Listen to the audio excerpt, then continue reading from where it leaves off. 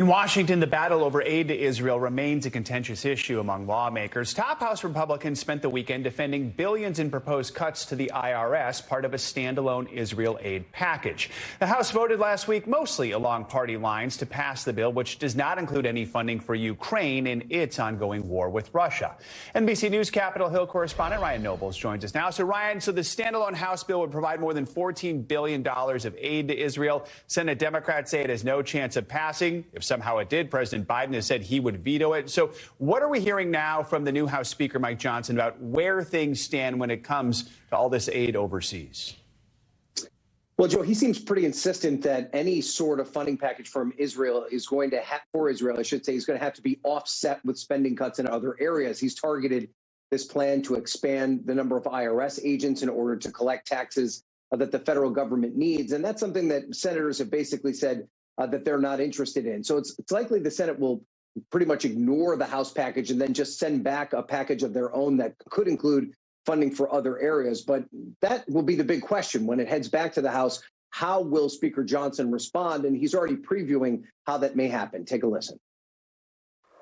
What they don't like is that in the House, we're trying to be good stewards of the taxpayers' resources. We offset that spending. Instead of printing new dollars or borrowing it from another nation to send over to fulfill our obligations and help our ally, we want to pay for it. What a concept. We're trying to change how Washington works. It's more important to protect Israel right now than it is to hire more IRS agents.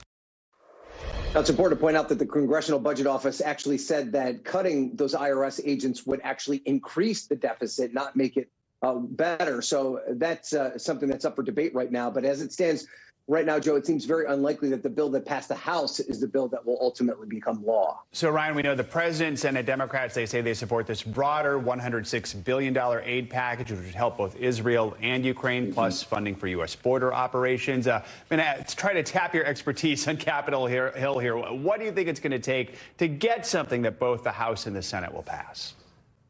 I really think the key, Joe, is going to be some sort of policy change as it relates to border security.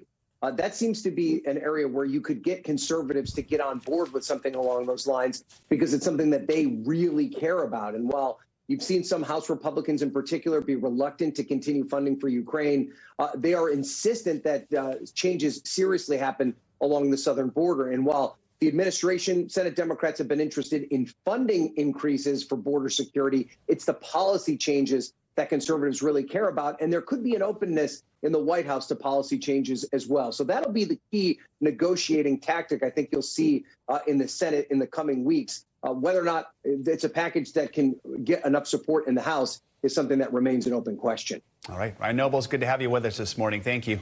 Thanks for watching. Stay updated about breaking news and top stories on the NBC News app or follow us on social media.